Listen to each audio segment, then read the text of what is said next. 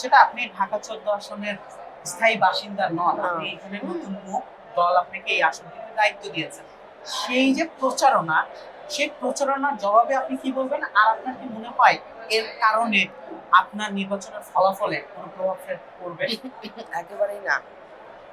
ধানের শীষ প্রতীক নিয়ে এটা আমি জনগণের চোখে মুখে যেটা যেতে পারছি যে ভালোবাসা।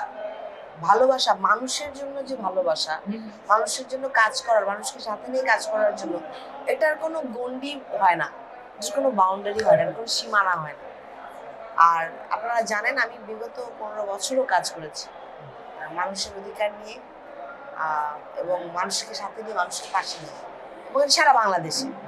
তো আমার কাছে যে কোনো জায়গার মানুষ, আমরা আসলে তাদের জন্য কাজ করি, কোনো গণ্ডি, কোনো অংশ এটাকে আসলে নির্ধারণ করে না।